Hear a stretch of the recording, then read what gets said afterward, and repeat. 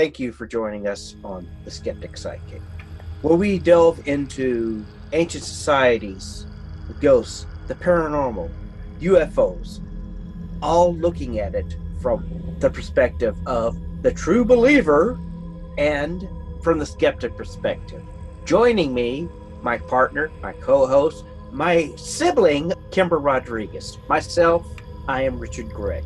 And again, let's look into being the skeptic sidekick. Hello, and welcome again to the Skeptic Sidekick. I'm your host, Richard Gregg, and with me tonight, I got two very special people here. One is my wonderful, great, exciting, very intelligent sister of mine, and then with me tonight, the one, the only, the tarot wizard himself, Jason McKean.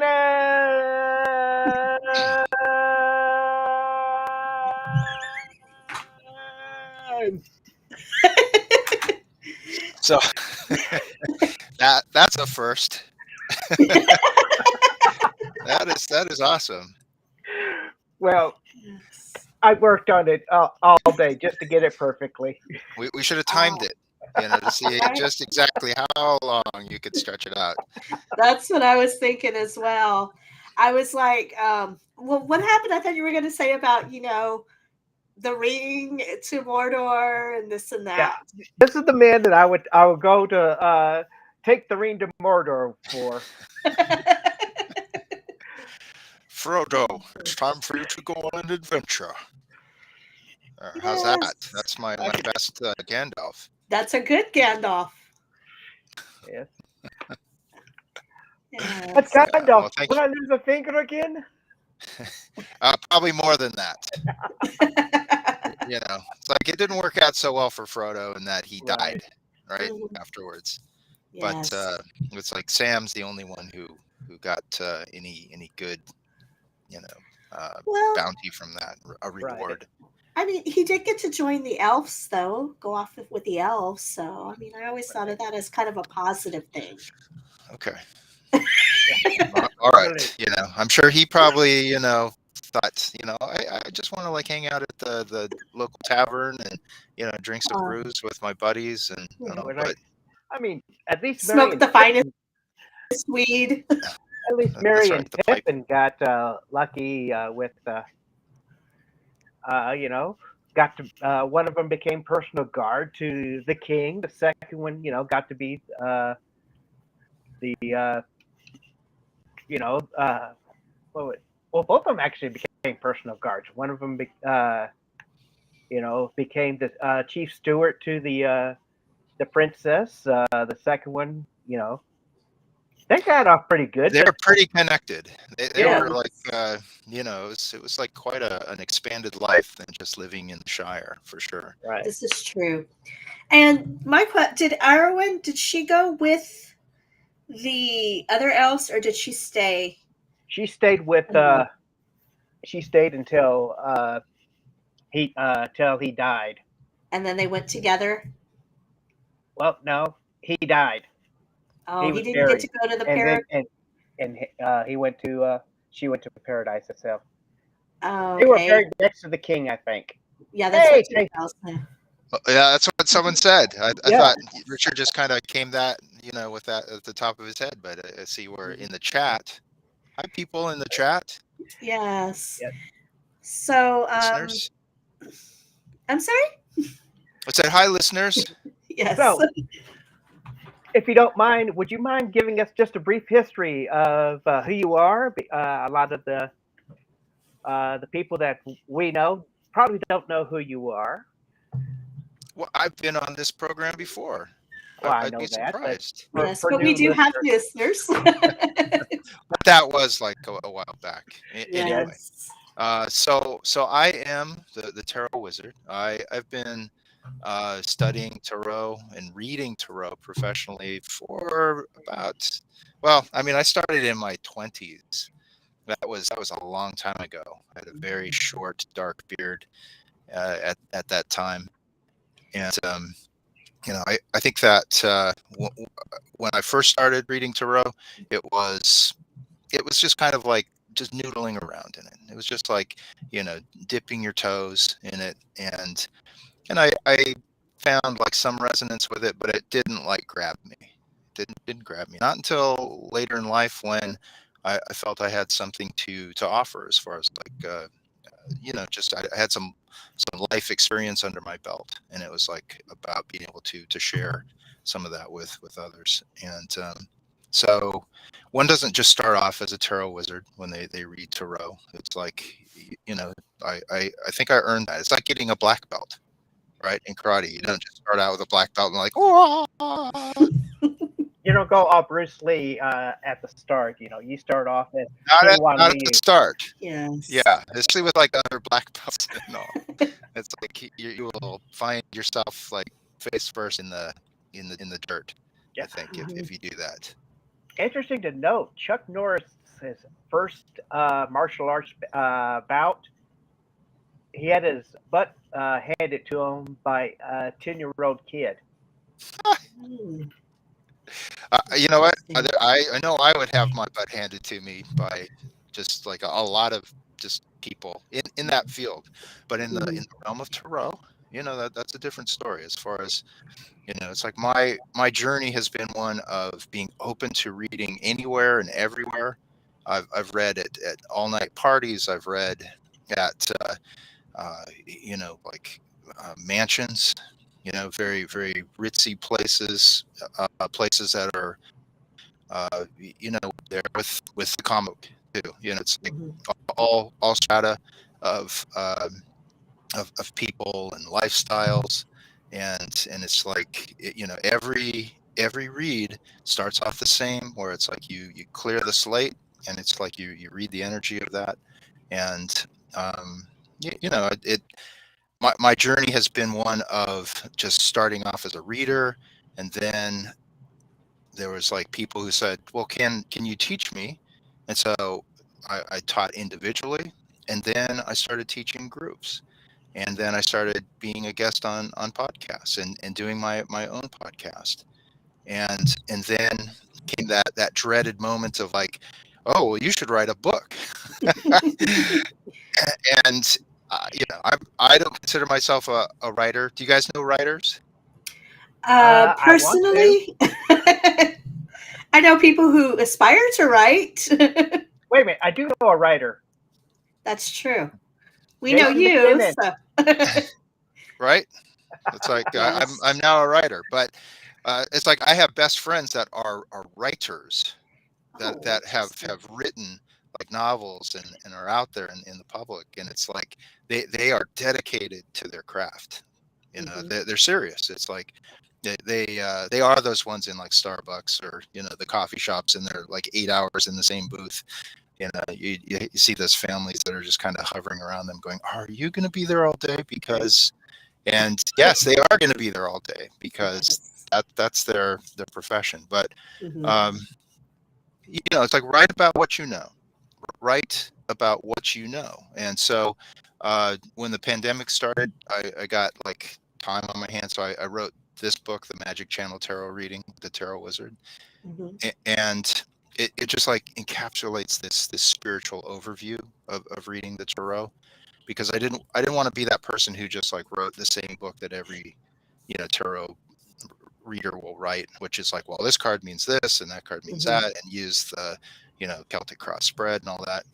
I saved that for my second book, the Tarot Circles and Cycles. It's reading the flow of energy in the tarot, looking at to see how desire forms within us, and then how we activate it, how we take what is within us, and we look to manifest that out in the world. And then we see that, we see how it's landing, we see if our ideas have legs, and that comes back as information, and we keep doing more of it, or we fine tune it, and it becomes this flow of energy. And when we are in a really great flow for ourselves, it's like we're like moving on our own ideas, on our own passions. And yes, it is on On Amazon. Amazon. It's Yes. I I try to make that process as simple as possible, so I don't get caught up in the mechanics of like it's like you find an outlet. Amazon is one of the largest marketplaces in the world, and they manufacture the book, they ship it out. It's like it's an easy process. Yeah. Now, do you believe that you have to be psychic to have success with tarot, or do you think you just need to understand the signs that are coming up in the cards? I think that everyone has intuition, whether it's developed to a great extent. I think it's like anything else where one focuses in on that one. If one has a natural ability to read energy, to know what it is that you're um, not just thinking and all, but sometimes that it's certainly doesn't have to not be that, but just kind of gauge how someone is feeling. Right? It's like Mhm. our own form of empathy is I think that everyone has that capability, but to read tarot is that's another way of combining a a psychic science with your intuition. And some people they take to it. It's like it really resonates with them. They're able to see the pictures in the cards. They're able to discern what's going on uh, with the human experience in it. You can see, in the pictures, you can see someone who's elated, someone who's happy, someone who's sad, who's frustrated, angry, and the tarot covers the whole spectrum of human experience. And so, just being able to just kind of read that, and my goal is to not freak people out. Mhm. It's like when the death card comes up, it's like, oh, that's it, you're gonna die. Next. No. Oh no, it's the puffy little unicorn. Run. But doesn't that card actually mean? I think I'm more afraid of the Tower card because that's usually chaos, whereas It's the Death card is just a change in your life. there's a word that I have kind of switched out for chaos, and with the Tower card, and that's pressure. It's pressure. It's like an outside force that is like exerting pressure on you, and it can feel like it's a crisis moment, Mhm. right? There's lots of levels to it. Doesn't mean that the sky is falling down when the tower comes up. Hmm. It's like we can be in like a really good place in ourself and all, and it's like we can feel like we're on top of the world, and then we stub our toe on the coffee table, right? Our Right. barefoot toe, and that's like kind of that can be a tower moment too, where it's like you're all of a sudden in a place of pain. Um, it doesn't mean that it's a forever kind of pain. It's like one one usually has an opportunity to rise up in a crisis and become a hero, right? To kind of pressurize yourself to push back. When a plane takes off, starts climbing into the atmosphere, it's like the out pressure starts to like come in on the fuselage, and Mhm. so they have it to where it pushes back, right? So it pressurizes, and I think that we do the same. It just means that we have to be focused in the we have to notice what's going on around us in that moment so that we can like push back and rise up into that part of ourself that is ready to handle what's coming at us. Hmm. Interesting. So it's Yeah. not something to fear, Kim. Well, I know my best friend before she passed away. Every time she would try to do tarot for me, that card would just pop out.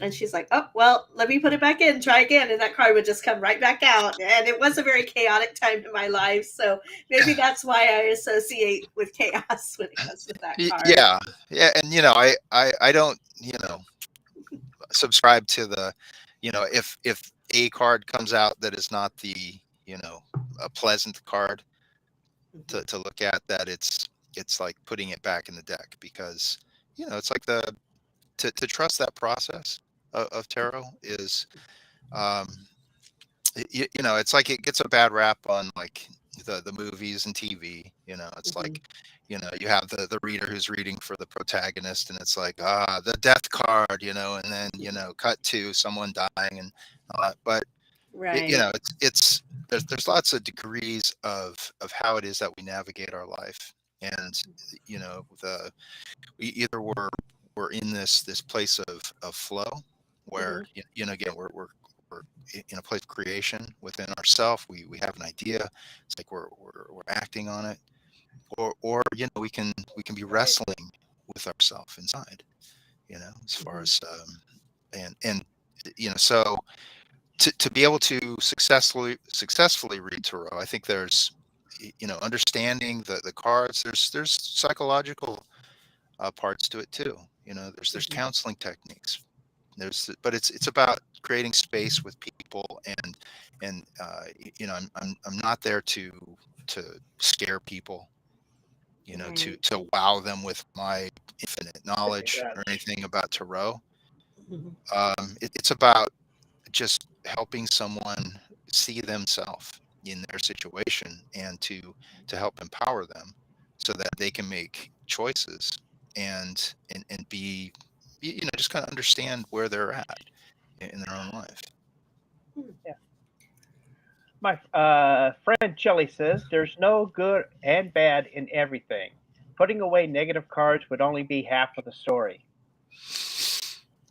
Yeah. So I know you also teach people how they can read the cards and understand the signs and tap into that intuition. How did that come about? Where you started teaching the classes on them? It came about, like, as a kind of a wild hair. You know, it's just like, "Yeah, you know, I should, like, you know, teach, you know," and I think there's an opportunity to do it. And you know, I think in a class of like 3 4 people, like alive, is all like pre-pandemic, where Mhm. um you know, it was like, it was kind of a natural extension. It was like doing a big tarot read instead of just, you know, individual reads. It was like Right. with a select group of people, and then it was kind of you know, one gets a feel for that and says, you know, what else can I do? You know, how can I expand on this? And so through the stores that I was working with, it was like they offered classes to their communities, and so, you know, it was a pretty natural extension then to offer a class. And like what I was saying about writing is, like, you write what you know. It's like you teach what you know too. Mhm. You know, because in that field of tarot, that there is no like, well, I say that there probably is some council of tarot, you know, like a group of people who get together and feel like, yes, we are the council of tarot, and you know, we deem what is appropriate and not appropriate. But Uh, you know, I don't feel that that's a valid, like, group. I don't know that mhm. I belong to it. And I probably wouldn't, because they'd probably look at me and say, nope, you don't like follow this rule or this rule or this rule. It's like, Well, just kind of like a rogue wizard. well, Right. I think Groucho Marx said it best when he said, "I wouldn't want to belong to any club that wanted me." Yeah. Yeah. Yeah. I'm actually taking some of Jason's courses, and they're actually a lot of fun. Very educational. M- Educational. yes, Hey, educational. it's not an English class. It's just There you tarot. go. It's like, Um, okay, everyone's going to get good education. You feel like you've been educated to the extent that you can yes, speak Yes. and people understand you. yes. My issue is, though, a lot of times where, because in the class you get a chance, everybody pulls a card. Well, let me back up. You ask a question, and then everybody else pulls a card and tries to get a reading based on that card for the question that you ask. And it goes around, and everybody gets to ask a question. But my thing was, whenever it came to my turn, I always felt like I was just grasping at things and pulling things. So, how can you tell if it's your true intuition giving you these messages, or are you just grasping at straws and saying whatever comes to mind, if that makes sense? Yeah, it does make sense. And it's like there are times when it feels like for me that it's not information that is like pre-thought. It's not like scripted out. It's not something that I've really thought about in a way where it's like, okay, I'm going to be presenting this information later. It can feel like it's like being created in the ethers there. But I feel the process of anything that is energetic or intuitive. When you're reading for someone, it's like you may not know like what is going to make sense to them. There can be symbols, there can be uh, just things that you're talking about, stuff that you're picking up on, and it may just be snippets of stuff. It doesn't have to be like a full vision. Can be, but a lot of times it's just like the single thread that you just start pulling on, and it opens up to this larger tapestry that is part of this person's life. And I prefer when I'm reading for someone to just kind of go with a clean slate and just start reading the energy without them saying, this is my question, or I want to know about this part of my life. And just to kind of see, if this person, where they're coming from in their own energy of it. And that way, one is not looking to kind of shoehorn in information, you know. Um, the mind it likes to know stuff. Mhm. The mind likes to be able to know that if I say something to you, it's going to exactly resonate, it's going to fit within the context of what it is that you're experiencing. And the process of tarot, it's somewhere kind of in between, like again, kind of the energetic, the spiritual, and um, the mind being able to take information and just start clicking it into place.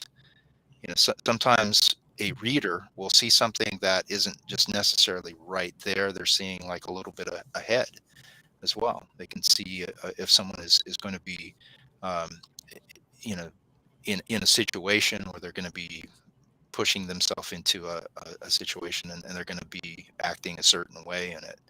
And it's I feel that a good tarot read is something.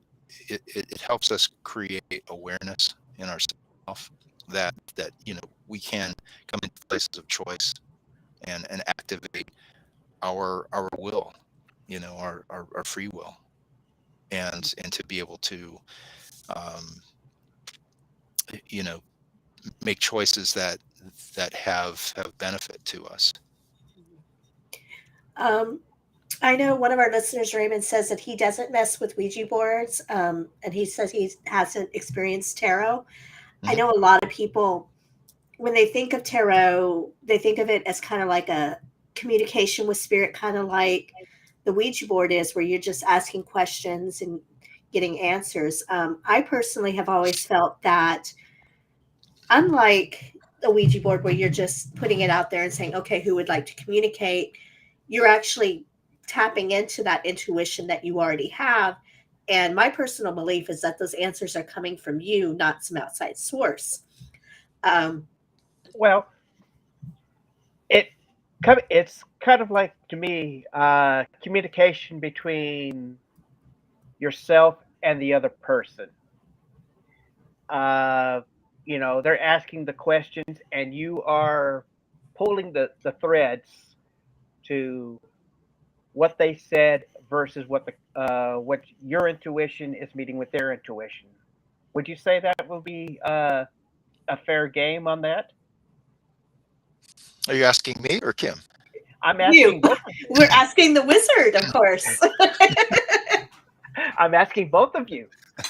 I mean, do you have any observations on that, Kim, as far as? It does make sense where you're making that connection with the person, and their energy is feeding into your energy, and that create that connection to where you're tapping into them to get the answers as well.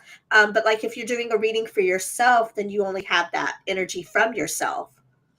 So it would be your own intuition reading into that. What are your thoughts on that?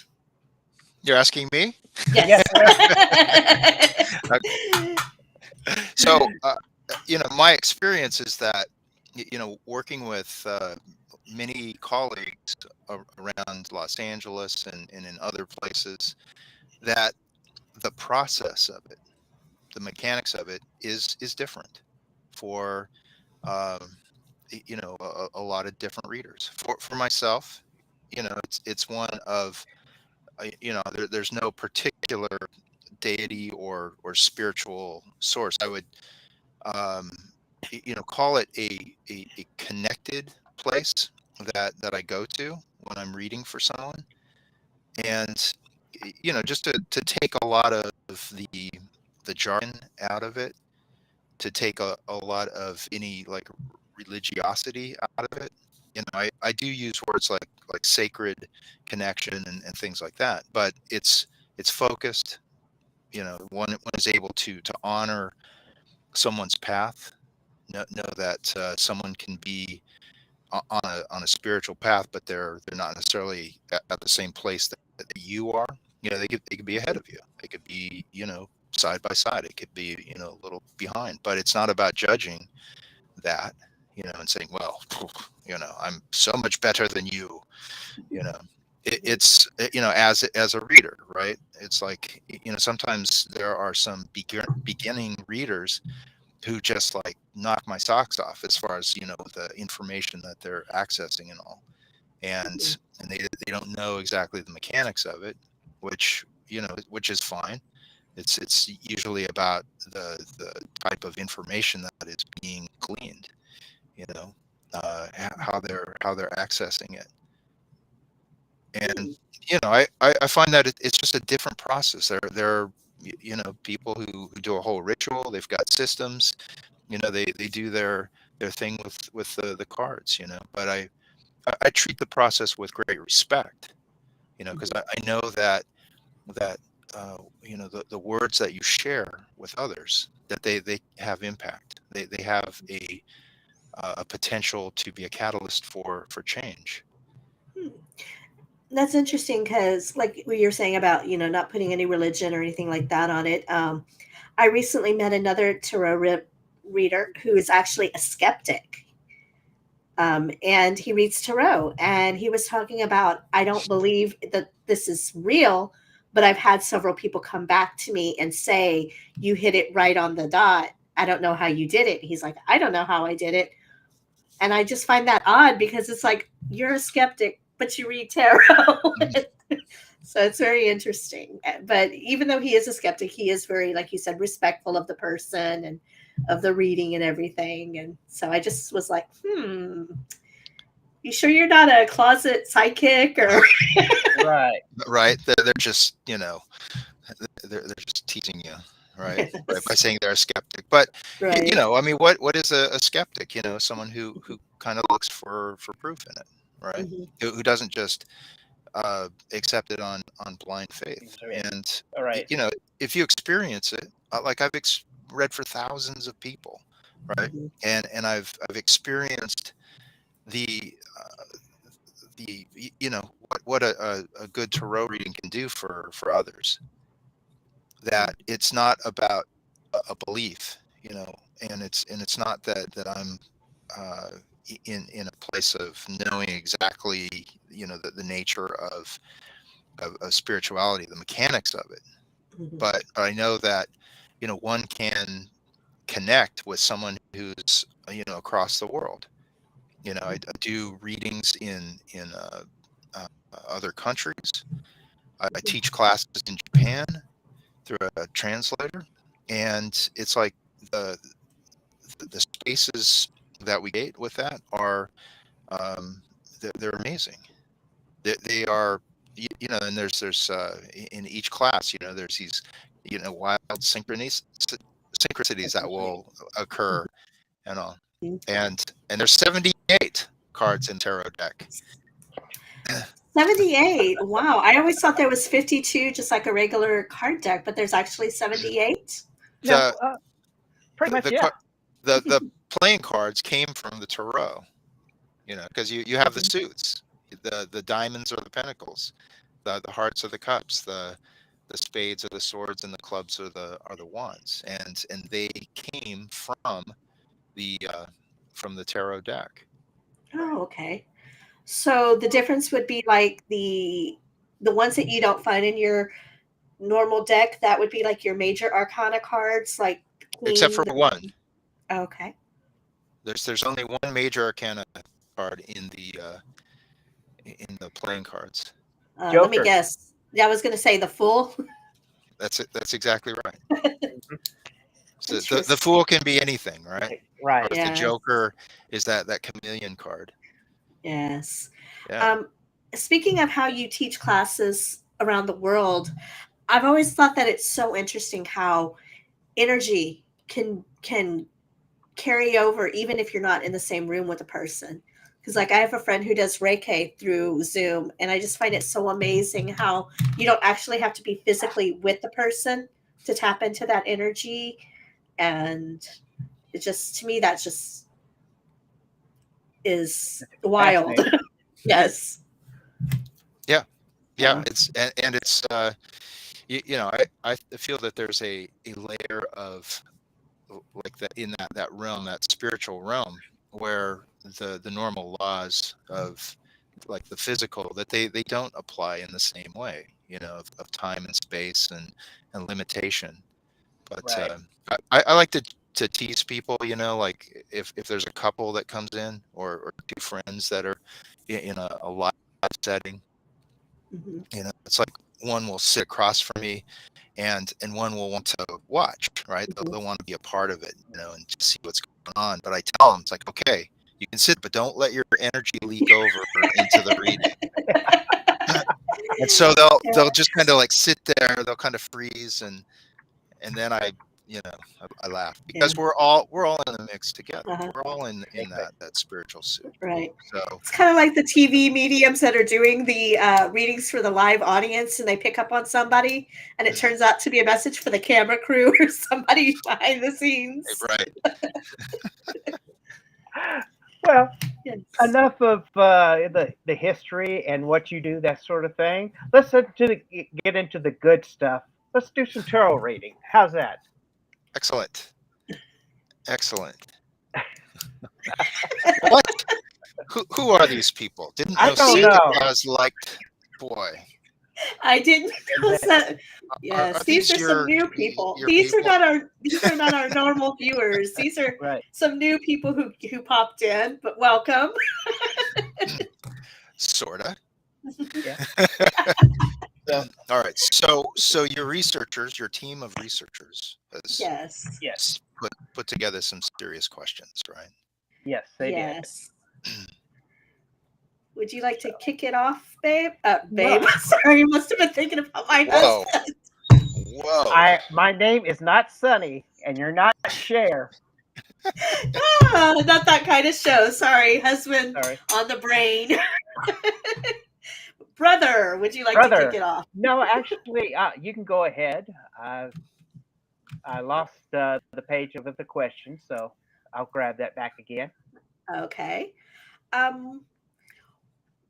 What can we hope to achieve in the year 2023? Is that as a society or as a show? I would say as a society. Sounds good. So repeat the question. What can we hope to achieve in the year 2023? As a society. As a Yes. society. Okay. Well, let's you know, I like to pull 3 cards. Okay. That's one thing that I didn't mention was when I first started reading, it's like the Celtic Cross, which is like 10 cards, and it's very organized. Hmm. The formula for it, Mhm. it's locks it in too much, and I like the three cards to it. So I have the four swords, Okay. the the judgment card, nice, and the five of cups, and the five of cups, and the five of cups I see as, because that's one of those sad cards, right? It's like one of the ones Hmm. where it's like, oh no, what's that all about? And I feel that we can get locked into what doesn't work. Hmm. Something that we've invested our being into, and if it isn't working out for us, if we're not getting like a benefit from it or so, it's like we can keep trying, we can get fixated, we can get hurt by it, and yet there's that attachment to it. It's our go-to place to focus in on what doesn't work, and it becomes a drama for us, and it's something that can be very upsetting, but it becomes known, and people can just start to fixate on it. So I feel that we can um,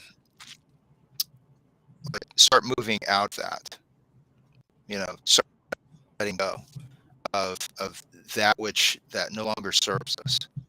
And I'm very hopeful actually by the judgment card. In the Rider Waite version of the judgment, there's this angel of the Lord that's blowing a trumpet, and it's like a wake up call. And the people that are rising up are dead people, and Hmm. and it's about awakening to a higher part of ourself, and going to the next level. It's not like going all the way, to the full glory of our being. It's just like, taking one step up, and again, getting out of a place of critical, uh, uh, like where we get locked in. I'm hearing like criticism, where instead of like focusing on like a positive aspect, we get locked into the negative.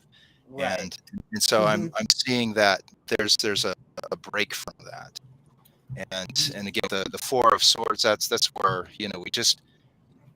we can get tired of kind of the same old fights, the same old battles and all.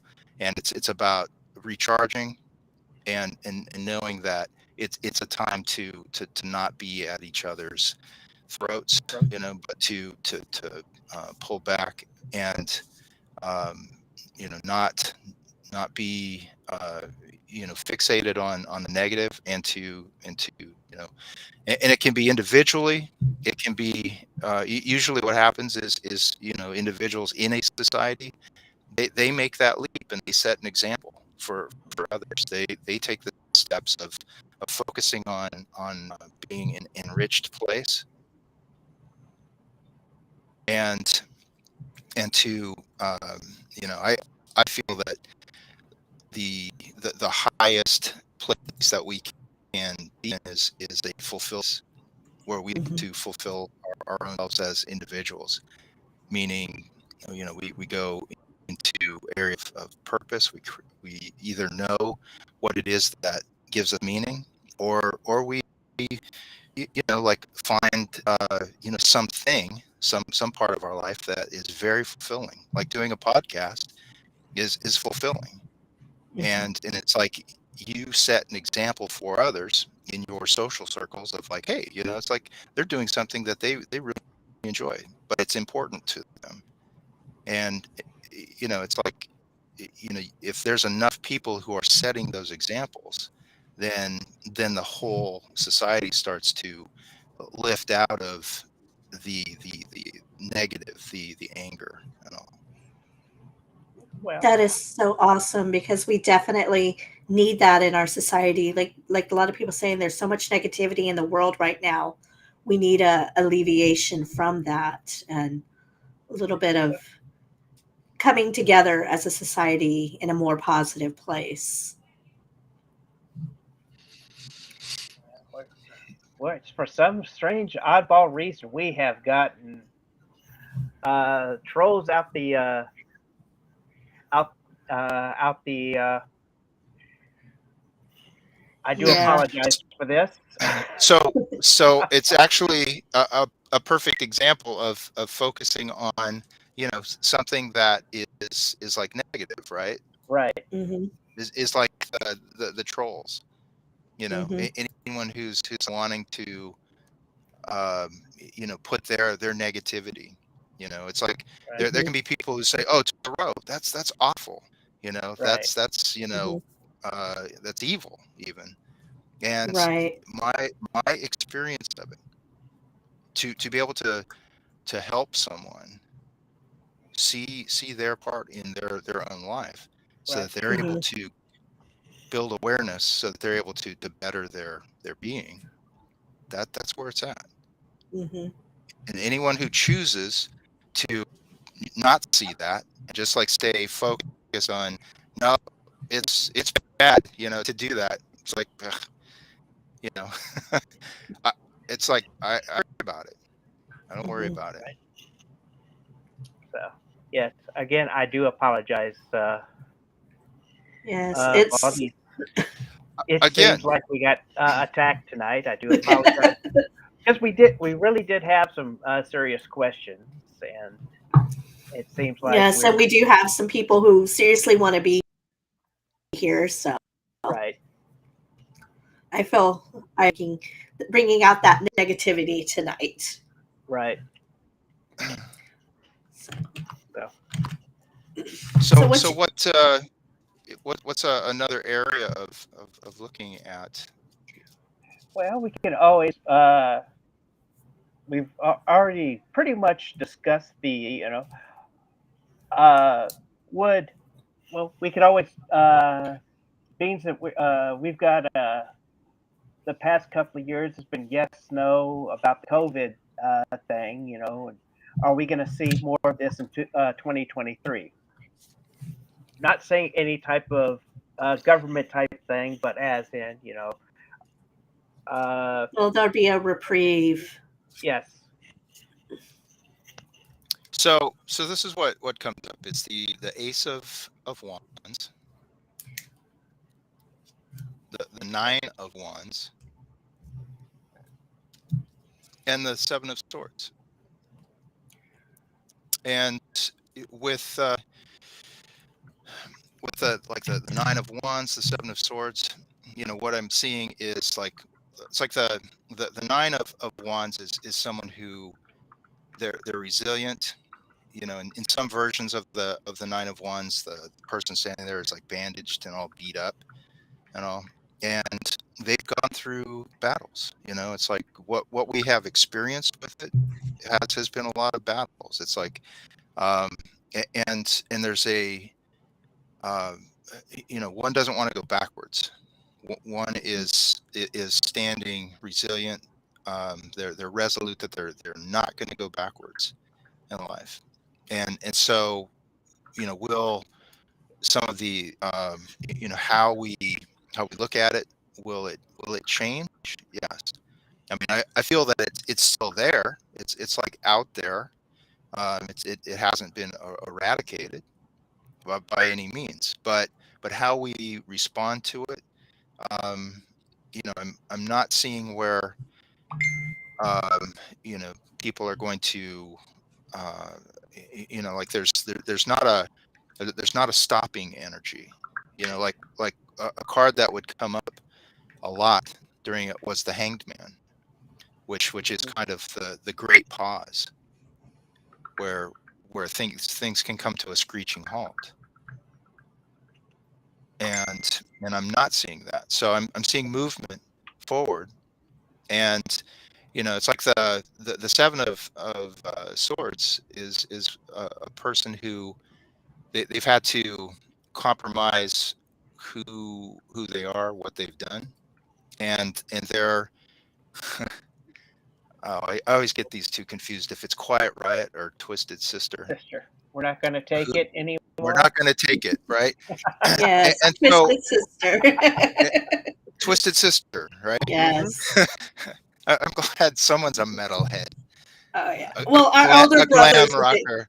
Yeah, our older brother's a huge metalhead, glam rocker, punk. You name Does it. he have like big hair? No, actually, No, it's shaved now. He but he shaved does his have a head. big mustache. Yes, he's got one of those handlebar mustaches. Oh, so it's like a big mustache. Yeah. Mhm. That's what happened to me. It's like gravity took hold, and it's like my big Mhm. hair went south. Yes, Right. that's what happened with him. But there's like an aspect of the seven where one is looking to re-engage. They're looking to take back what it is that they had to what they felt was taken from them. And so it's not everything. In the seven of swords, there's usually a couple swords that are left back in the past. Right. They're left behind. It's like the version that we are in 2023 is not the same version that were in 2020. It's like we've learned some things, but we're learning to adapt. We're changing things up, Right. but there's that forward momentum. So just generally, it looks like things are Looking up. they're adjusted. It's like we've had our butts kicked, Mhm. but we're not beaten by any stretch. Awesome. Let's see. Well, it looks like the trolls have left, so that's good. They never stick around for too long, It's it's only fun if they're being recognized. right? um, let's see. Is there anything that we should be cautious of in the new coming year? And yes, that is my real beard. It's taken many years to grow.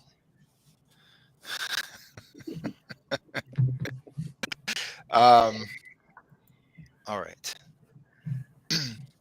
See, I would have one of you like choose cards too, because that would be fun if we were doing this live. But Yes. Right. One of our questions, as we're getting on that, one of our viewers, our regular viewers, she's also one of our researchers. She was trying to ask a question, but with that flood come in, unfortunately, her question didn't. But she was wondering, is it harder to read online than it is in person? No. No. One can acclimate very well. If the Wi-Fi connection gets spotty, then that is a thing. But visual, audio, it's like you're there. Interesting. And the beauty of Zoom readings is that I can record them and I can send audio to Clarence, so that they have a record of it. It's like they don't have to take notes and all. It's like sometimes a tarot reading is like a dream, and you can be in this vivid dream and you can experience it, and it's like, oh my God, it's so real and all that. And then you wake up, and it's like the moment you start like focusing on something else, you start to lose maybe what you dreamt, and it's like, oh my God, what was it? I forgot totally. And a tarot read there's a lot of cards, there's a lot of information coming out, and sometimes your brain latches on to a few key items. But I feel it's I'll send a photo of the cards that came out, so they can kind of act as a touchstone, or it's like, oh yeah, talk about this. But the audio helps to refresh the memory. Awesome. Restate your question. I pulled 3 cards. Yes. The question was, is there anything that we should be cautious of in the new year? And there's only 8 billion people in the we part of that. Well, let's narrow it down to how about our viewers and us. All Make right. it a little So easier for you. no, it's the chariot comes up to the three of wands and the strength card. The strength card, which is it's really interesting because there is like again, I look at the energy, I look at like sometimes individual cards. It's like when you play them like notes in music, they add up to a composition, and you can kind of see the overall theme of them. And with the strength card coming up, that is a card of courage, of courage. Hmm. You usually see a lion in there with I have a dragon that is part of that raw energy there that the maiden is looking to tame, right? When fear comes up, it's like um, it can overtake us, it can overwhelm us, and being able to not destroy fear, not to be necessarily fearless, but to temper it, calm it, so that we're able to move forward. Because courage is being afraid and acting anyway. And it looks like there are some challenges up ahead. Certainly the chariot. The chariot is about movement, but it is about like having our goals, and it's like, yeah, I want to do that, but it's like the moment that we start out, it's like obstacle Hmm. obstacle comes up, and it's like, oh crap. It's like sometimes there's a spiritual philosophy that will be like, well, if it's not easy, then I'm not going to do it, or I'm not getting permission from the universe or God or so to do this. Right. Needs to be I need to be in this nice even flow. But Right. usually when obstacles show up, it's an opportunity for us to rise up into ourselves and say, nope, I'm not being. This is not where it ends here. I'm getting past that. I'm getting to what it is that my goal is. And so we can take detours, or we can not take no for an answer. you know and Yes. and what does that take? That takes courage as well. And Hmm. anything that feels like we're kind of creating the path as we go, you know um, where it's not the tried and true path, where we have to find new means to get to where it is that we're going. We're in a place of invention, but we're also in a place of trusting that what it is that we're looking to um, go for, Hmm. what we're looking to manifest, that it has purpose for us, that it has benefit for us. Or Yes. else, why did we create that within ourselves? Yes. Exactly. That totally makes sense because if it was easy, we wouldn't learn, we wouldn't grow. There has to be adversity because that's where we get that strength from and learn those lessons from overcoming that adversity and learning those lessons from those failures. So to think everything is easy or it's not meant to be, that's just setting yourself up for failure because whatever you believe, whether it be God, the universe, whatever, they they're going to send you those trials. It's like, okay, yes, this is your path, but to be successful in this path, you have to overcome the trials, if that makes sense. I totally agree. And off topic, just really seriously thinking about that because of courage. I'm thinking Yeah. there's somebody should actually create a golden age silver screen tarot deck and have Bert Lahr as courage. Oh, that would be cute. That would be excellent, because whenever you think of courage, you think of the cowardly lion from Wizard of Oz. Yes, and One of our regulars, Raymond, asks, I'm curious to know if you have ever been unsettled or upset by a bad reading for a client. I guess I would have to define what a bad reading was. Like if that was a reading where, like I felt like, there was kind of like not on the same frequency and all. It's like, absolutely. Yes. As far as it's upsetting to me, um, because the goal of a reader is to be able to dial into a frequency so that you're matching your querent, that you're able to speak in a language, in words that um, that they're not that it's words that they're wanting to hear, but where you're clear about what it is that you're seeing, and that you're not like either projecting too far ahead of future, or um, so that there's a place where they can see their own life, and they can see the next move for themselves because they're connected to it. That's usually what a good reading would be. But if there's a disconnect somewhere where you're not connecting with your querent, it's like that would be like a bad reading, I guess, in those terms. uh, there've been other experiences too, where there's been there was a person who was, they felt like they had a negative attachment to them, an energy attachment, and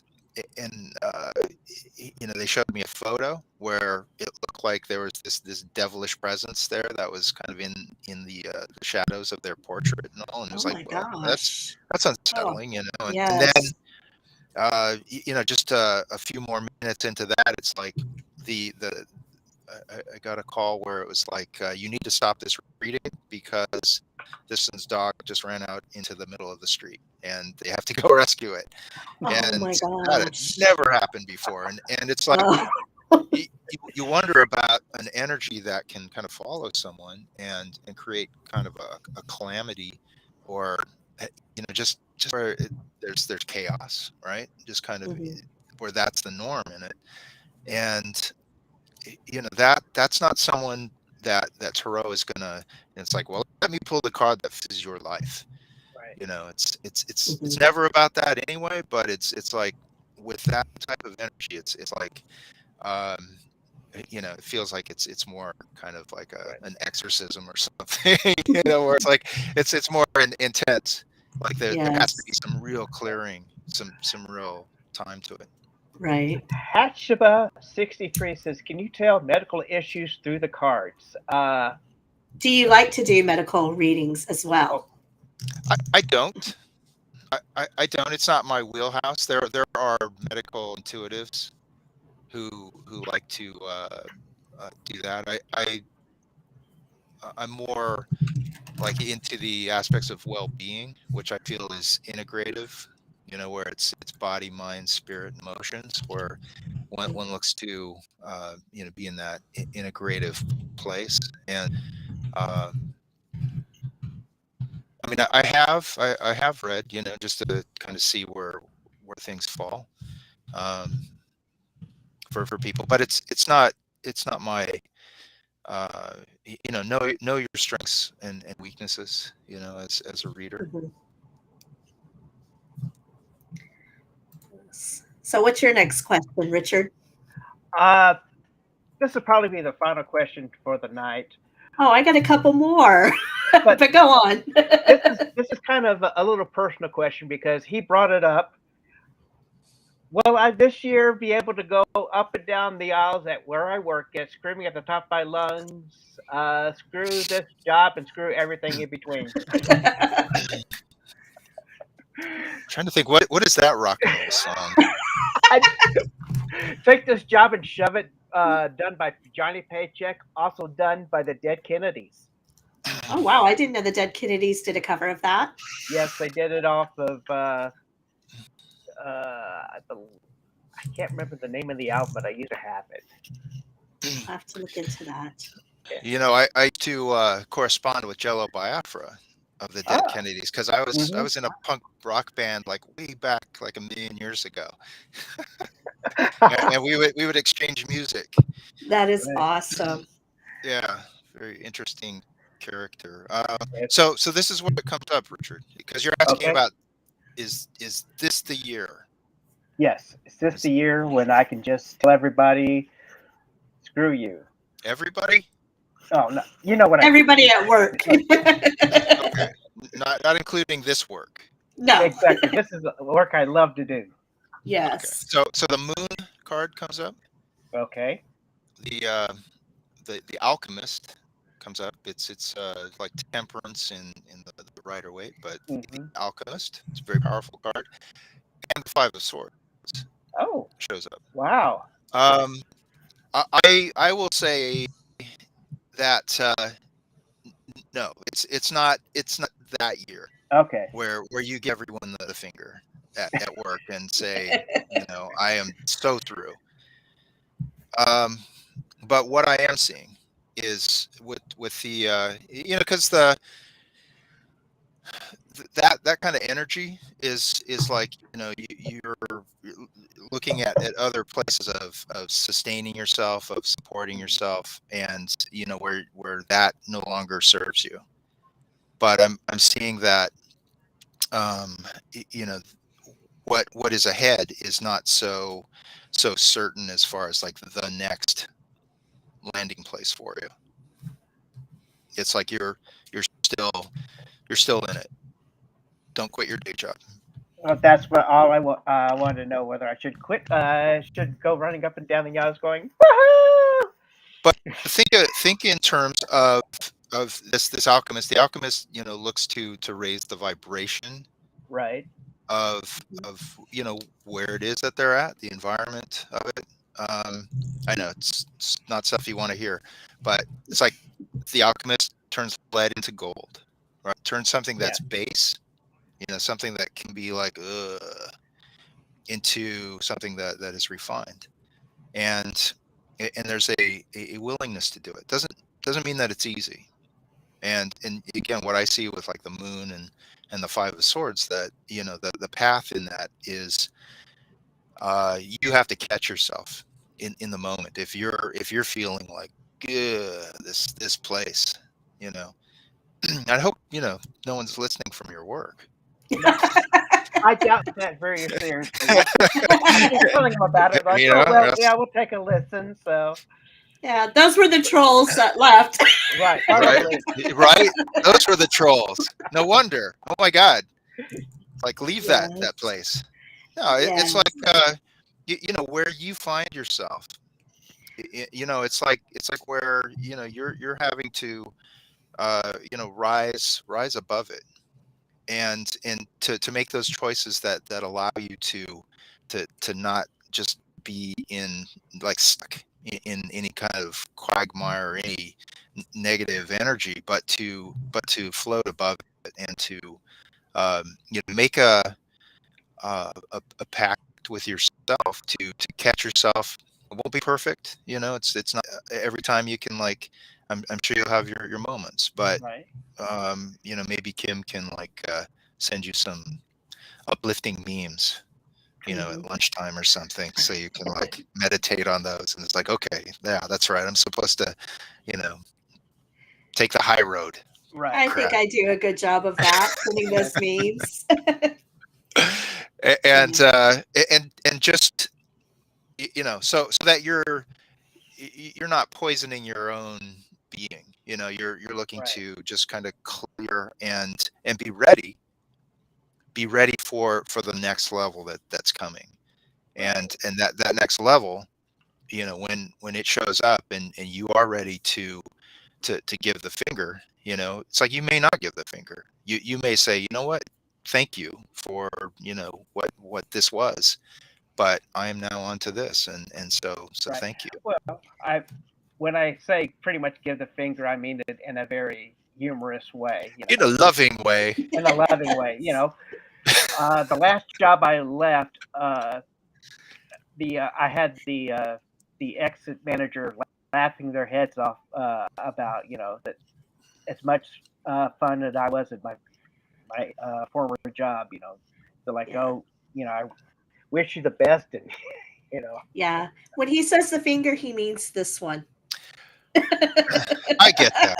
I get that. I don't get that you're like you know, there to like, put people's faces in it there at work. Yes. You're like a professional wrestler, right? maybe I'll never say what I do.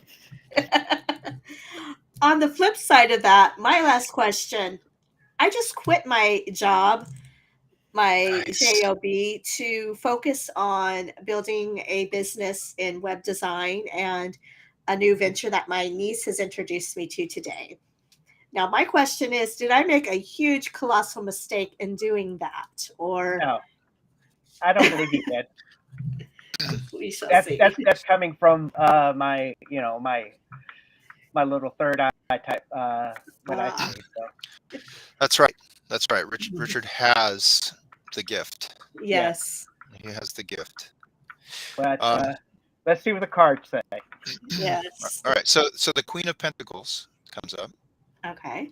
That's really interesting because she likes her creature comforts. Mm-hmm. The Queen of Pentacles, but is very very aware of the world and wants to you know benefit in the world as far as wants to feel like she's creating a place for herself that is um, an environment where that it's like it's almost like creating a place that's like home, where you feel like you belong. And so um, the King of Pentacles shows up. That's really fascinating because it's not often that the marriage of the Queen and the King come up, and then the Seven of Cups comes up. So that's that part, like all of these energies are ambitious. There's like lots to do, lots to create. Um, it's the seven that is about manifestation.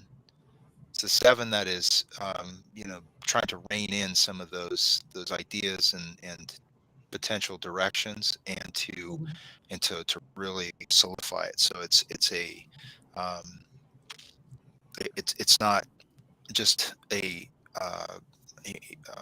idea or something that in the future I'm going to do that, I'm going to put that, bring it in. It's about actually having like just one of those things too that you focus on and really look to manifest it and get it cooking, get the necessary resources together, and and you have your deadlines, and you meet those deadlines, and you get it done, and you start showcasing what it is that you're creating, so that you have a um, a whole like uh, it's like catalog, or you have your portfolio of you can just start showing it and changing up the identity, changing how it is that you present yourself to others, so that you're able to advertise with a confidence and and where you're taking ownership of this new vocation. You're not looking to beat around the bush with it. That's interesting. Some of the words that you used there, such as portfolio and others. I don't know if you know, but I enjoy design and doing web design, building websites. Hmm. So that's exactly what I'm working on is my portfolio for that. So And again, I feel it's really important to take ownership of this identity. And every opportunity that you have to say in out into the world, and that's through all your social circles. I am a web designer. I build websites, and awesome. and all of these things that you do. So who are you? I'm a web designer. I'm Richard Gregg. And with Yes. that, Jason, where can we reach you on this worldwide wonderful web and uh, get any of your books?